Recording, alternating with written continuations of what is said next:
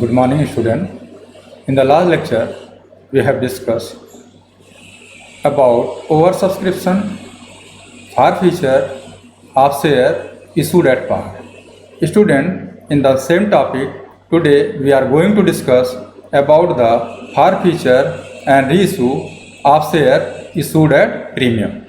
Student, here the treatment also same in case of oversubscription, forfeiture, reissue of share which previously issued at premium, because only difference between issued at par and issued at premium is that in case of premium, if premium is not received like the previous lecture, here also for the cancellation of premium account will be debited in the entry for the forfeiture.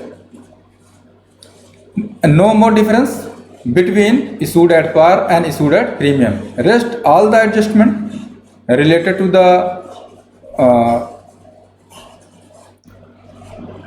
the calculation of allotment money, applied at allotment share, access application and amount not received on allotment, everything remains same.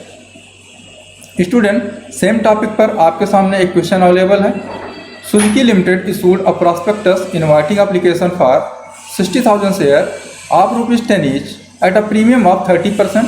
30% का मतलब यहाँ पे ₹3. On application 3.5, on allotment 5.5 including premium. तो आपका 5.5 including premium है, premium ₹3 हो गया. तो आपका जो अलॉटमेंट मनी होगा यहाँ पे वो हो जाएगा 2.5 प्लस ₹3 आपका ये प्रीमियम हो जाएगा. मतलब ये टोटल आपका allotment. On first call two, on second call two, application were received for 95,000 share and allotment was made pro rata to applicant of 80,000 शेयर. It means out of 95,000 allotment made only for 80,000 applicant, remaining 15,000 rejected. Question में condition दिया गया है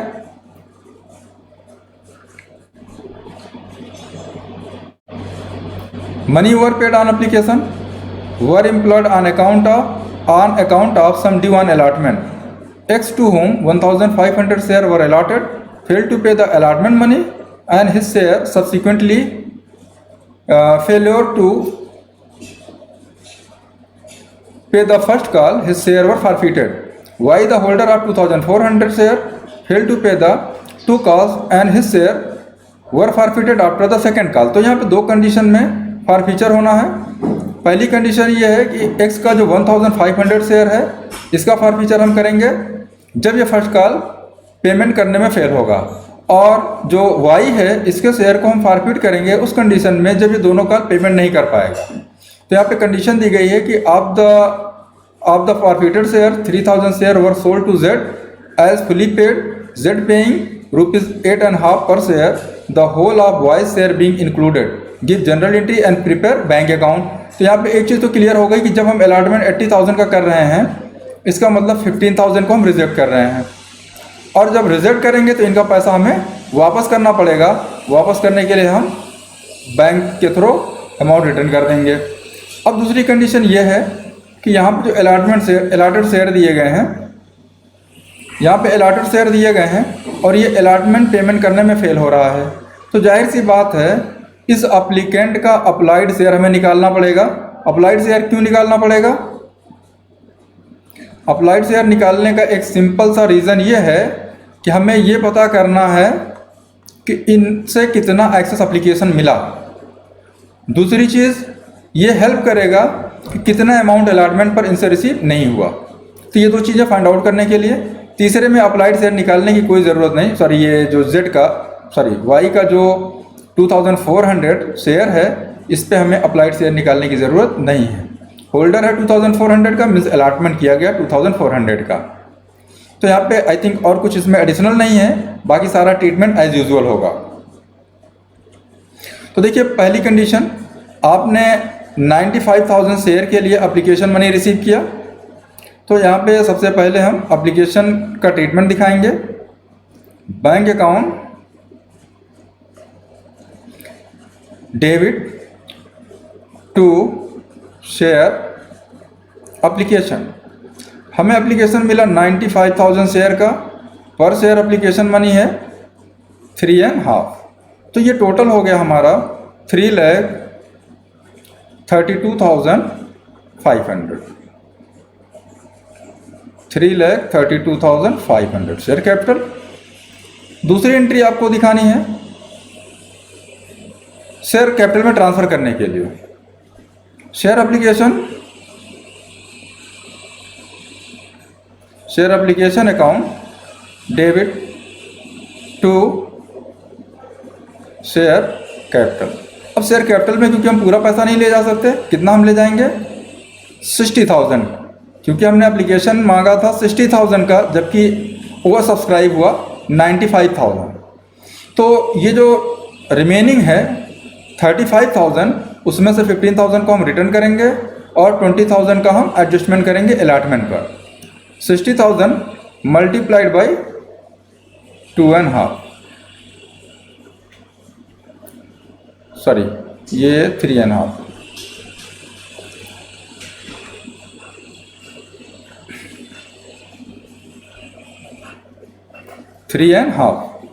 तो total हो गया आपका 2,10,000।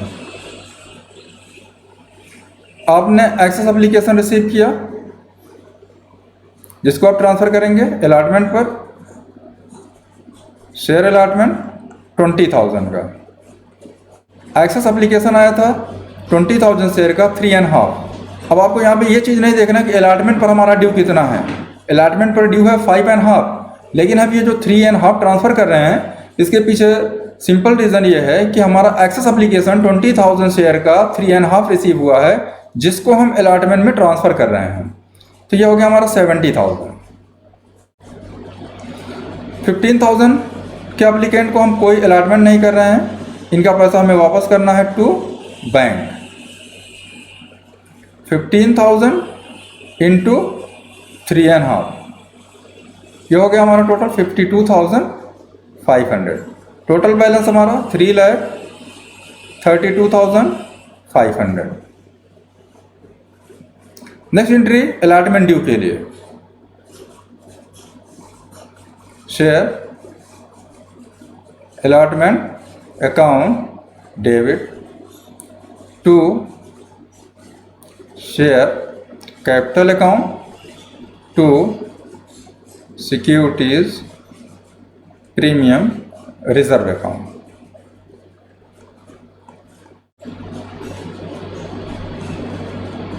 अब यहाँ पे देखिए शेयर कैपिटल में कितना जाएगा। एक्चुअल में आप जो अमाउंट यहाँ पे एक्सपेक्ट करेंगे वो 60,000 शेयर का।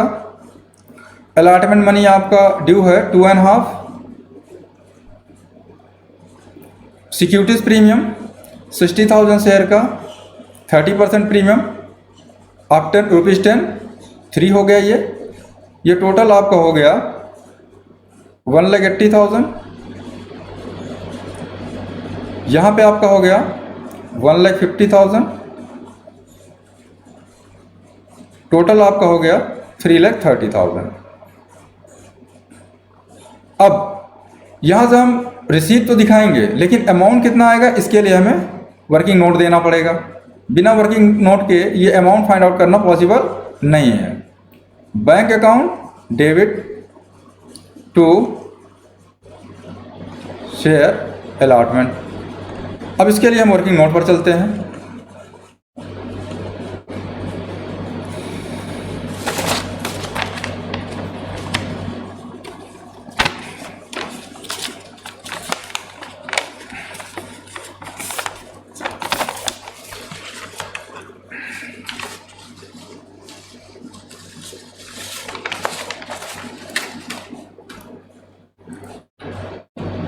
स्टूडेंट्स, हमने यहाँ पे आपसे बात किया था कि अगर अप्लाइड शेयर दिया गया हो तो अलॉटमेंट शेयर, अलॉटेड शेयर दिया गया हो तो अप्लाइड शेयर, ये दो में से एक निकालना है।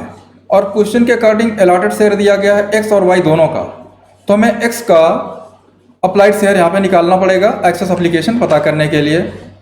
अब कैटेगरी क्या बनी, यहाँ पे कैटेगरी को लेके कंफ्यूज मत होइएगा, क्योंकि जब भी कोई शेयर जिसका अलॉटमेंट नहीं हुआ और उस पर मनी रिफंड हुआ तो उस कंडीशन में वो उस ग्रुप का पार्ट नहीं बनता। जैसे 95,000 शेयर के लिए एप्लीकेशन आया, इसमें से हमने 15,000 शेयर को कोई अलॉटमेंट नहीं दिया तो रिमेनिंग मुझे 80,000 हमारे पास। अब 80,000 के एप्लीकेंट थे और इनको अलॉटमेंट, ये एप्लीकेंट हैं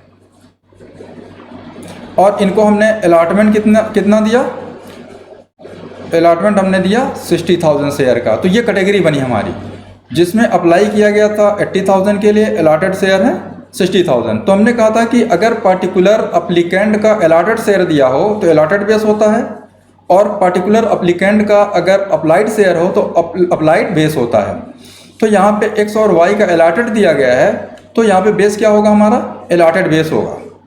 तो हम कंडीशन रखेंगे अप्लाइड शेयर, ये हमारा वर्किंग नोट 1 है जिसमें step A applied share of x. अब यहाँ पे देखिए, if allotted share 60,000, applied share category थी 80,000, तो 80,000 हो गया applied. If allotted share 1, applied share, obvious है कि इससे ज़्यादा होगा क्योंकि 8, अगर हम यहाँ पे रेशियो देखें 8 पर हम 6 का अलॉटमेंट कर रहे हैं तो 1 पे अप्लाइड जाहिर सी बात है ज़्यादा होगा। 80,000 divided by 60,000 multiplied by, sorry, अब हमें देखना कितने पर है, हमें यहाँ पे चेक करना है 1,500 शेयर का। If allotted share 1,500, applied share equal 80,000 divided by 60,000 multiplied by 1,500। तो हमारा जो यहाँ पे अप्लाइड शेयर आया वो 2,000 हो जाएगा।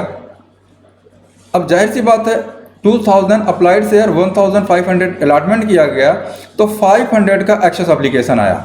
तो इस केस में आप क्या करेंगे, अब दूसरे स्टेप पर आएंगे आप, यहाँ पे आप फाइंड आउट करेंगे excess application from X, excess application money received from X. तो देखिए यहाँ पे 2,000 minus 1,500 multiplied by application money 3.5। तो 5 से आप मल्टीप्लाई करके देखेंगे तो आपका ये टोटल हो जाएगा 1,750। ये अमाउंट एक्सेस एप्लीकेशन के फॉर्म में है। स्टेप 3 पर आप आएंगे, total allotment due from x.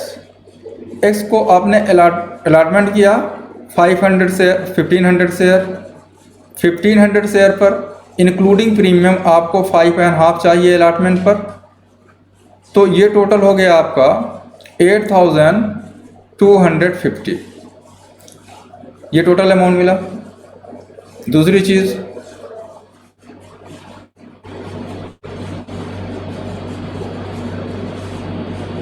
Less access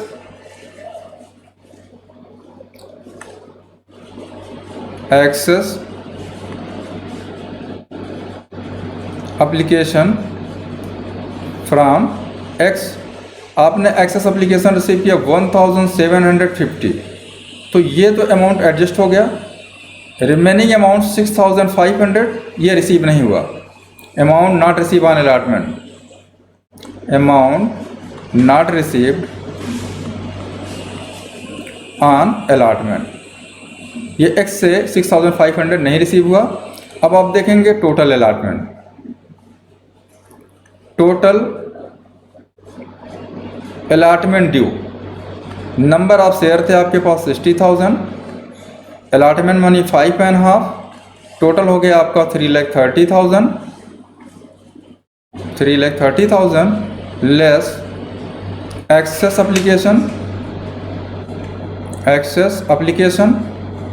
application आया था 20,000 का 3.5, तो ये हो गया आपका 70,000।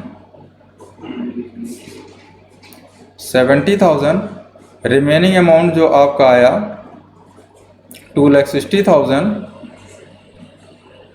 इसमें आपको 6,500 एक्स से रिसीव नहीं हुआ, less amount not receive from x 6,500, rest amount आपका 2,53,500 अमाउंट रिसीव ऑन अलॉटमेंट है, अमाउंट रिसीव्ड ऑन अलॉटमेंट। तो ये अमाउंट अलॉटमेंट पर रिसीव हुआ। यहाँ से ट्रीटमेंट क्या होगा, ये अमाउंट आप फॉरफीचर में लेके जाएंगे 6,500 जब आप फॉरफिट करेंगे, और ये अमाउंट अभी आप रिसीव दिखाएंगे अलॉटमेंट पर। तो एंट्री में देखिए अभी, तो आपका अमाउंट टोटल 2,53,500, 2,53,500 ये अलॉटमेंट रिसीव हुआ। अब यहाँ पे फॉरफिट नहीं करना है। फॉरफिट करने के लिए कंडीशन थी कि फर्स्ट कॉल के बाद, तो आप यहाँ पे फर्स्ट कॉल ड्यू दिखाएंगे, share first call account debit to share capital, number of share यहाँ पे भी आप दिखाएंगे 60,000 क्योंकि फॉरफिट नहीं किया गया, मल्टीप्लाइड बाई 2, 1,20,000 आपका ये फर्स्ट कॉल ड्यू। अब यहाँ पे जो पेमेंट नहीं मिल रहा है वो 1,500 का, bank account debit to share first call. तो फर्स्ट कॉल पे आपको कितने शेयर का पैसा मिल रहा है, 58,500 का 2 के हिसाब से। तो ये टोटल आपका हो गया 1,12,200।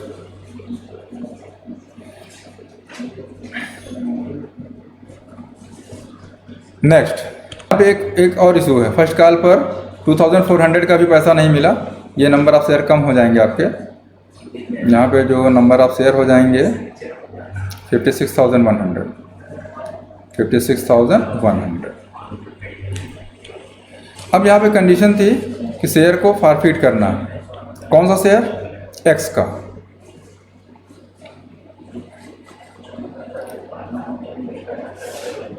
शेयर कैपिटल अकाउंट डेबिट, तो यहाँ पे आप देखेंगे कॉल्ड अप मनी 1,500 शेयर आप फॉरफिट कर रहे हैं, आउट ऑफ 10 फर्स्ट कॉल तक मांगा गया था ₹8, तो 8 से आप मल्टीप्लाई करेंगे, ये हो जाएगा 12,000। सिक्योरिटीज़ प्रीमियम कैंसिल होगा, securities premium reserve account debit, क्योंकि यहाँ पे अलॉटमेंट नहीं मिला था इसलिए प्रीमियम भी नहीं मिला, 1,500 मल्टीप्लाइड बाई 3, ये हो गया आपका 4,500 टू शेयर अलॉटमेंट। यहाँ पे इंक्लूडिंग प्रीमियम आप दिखाएंगे, तो यहाँ पे क्लियर हो गया आपको इंक्लूडिंग प्रीमियम 6,500 नहीं मिला था। To share first call 1,500 share का ₹2 के हिसाब से 3,000, और रिमेनिंग अमाउंट आपका शेयर फॉरफीचर में फॉरफीचर अकाउंट, तो फॉरफीचर अकाउंट में आपका चला जाएगा 7,000। तो ये शेयर फॉरफिट हो गया। अब इसके बाद आपको second and final call due करना है। Share second and final call account debit. तो यहाँ पे एक चीज़ ध्यान रखेंगे, टू शेयर कैपिटल, कितने शेयर का हमें अमाउंट ड्यू करना है। 1500 शेयर फॉरफिट ऑलरेडी हो चुके हैं, तो 58,500 शेयर का हमें ड्यू करना है 2 रुपीज़ के हिसाब से।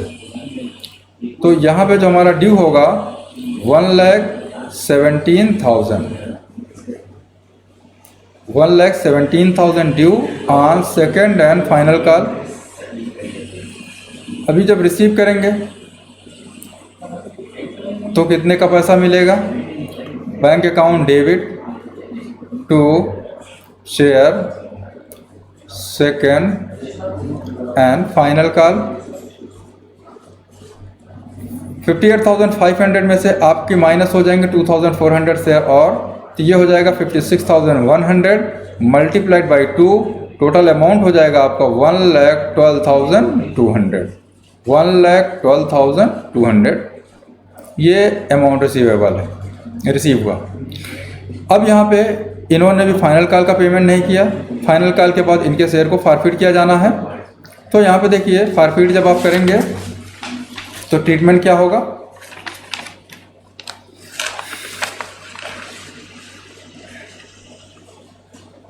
यार पॉइंटर को लेके हम इतना डिस्टर्ब रहते हैं।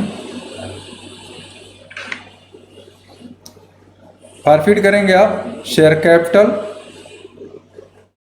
Account debit to share first call to share second and final call. यहाँ पे आपका हो गया 2,400 शेयर का 2 रुपीज़। यहाँ पे भी आपका 2,400 शेयर का 2 rupees first and final call. तो ये आपका जो शेयर कैपिटल होगा ये 2,400 शेयर का 10 रुपीज़ के काटिंग 24,000। ये हो गया आपका 4,800।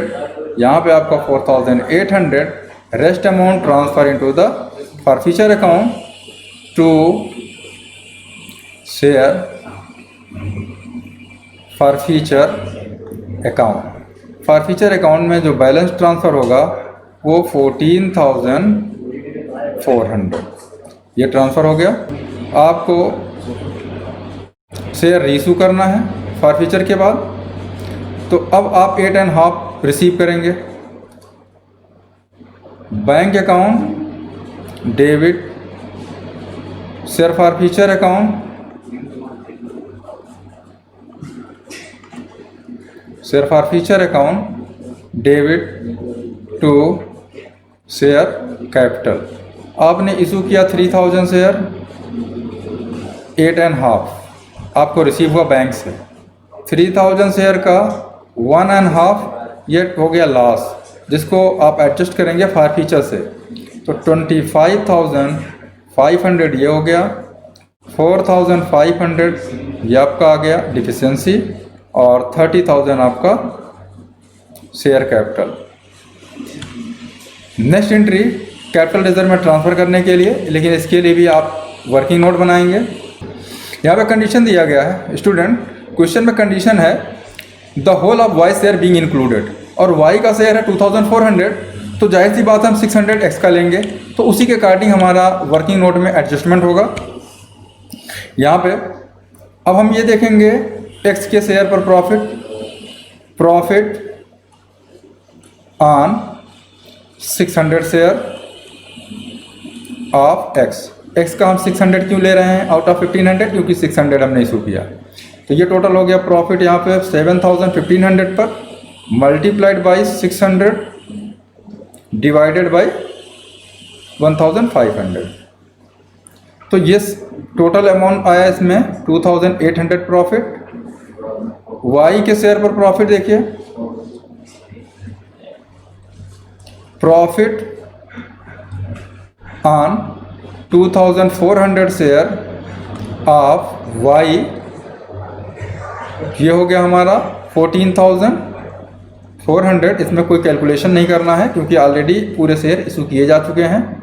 टोटल हमारा हो गया 17,200 लेस लॉस ऑन रीशू करने पर जो हमारा लॉस हुआ था 4,500, और ये ट्रांसफ़र हो जाएगा 12,700, ये चला जाएगा आपका कैपिटल रिजर्व में। तो लास्ट एंट्री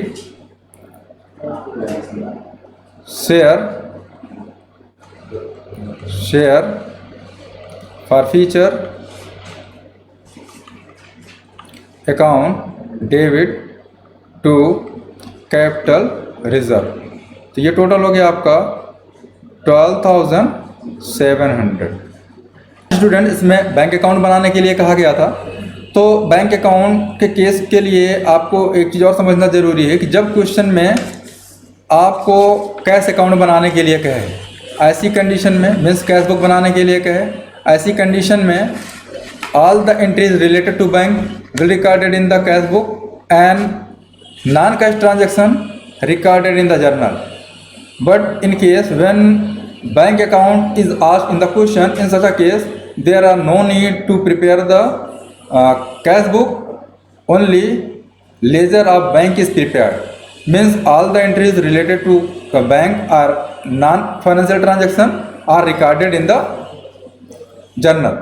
तो यहाँ पे देखिए आपको एप्लीकेशन पर जो पैसा मिला था स्पेशली उसको आप ट्रीट करेंगे। तो एप्लीकेशन पर आया था, बिल्कुल लेज़र है, ये लेज़र का रूल अप्लाई करेंगे। टू शेयर एप्लीकेशन, एक्चुअल में बैंक टू शेयर एप्लीकेशन आया था, लेकिन वही आप यहाँ पे ट्रीटमेंट बैंक की जगह पर शेयर एप्लीकेशन यूज़ करेंगे। Word 3,32,500 to share allotment,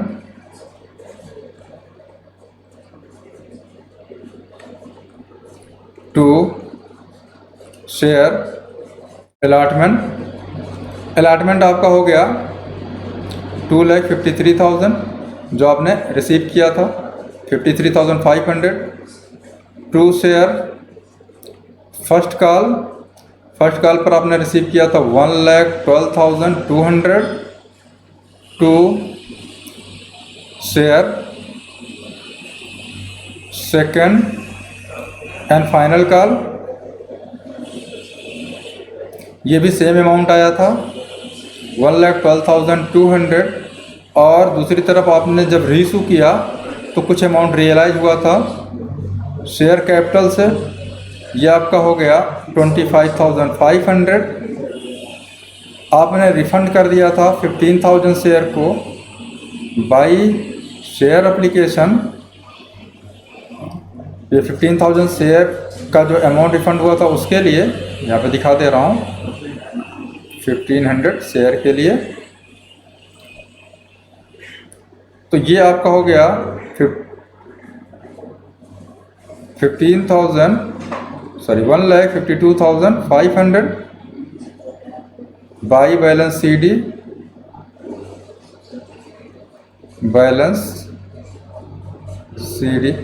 sorry ये 5,000 बैलेंस CD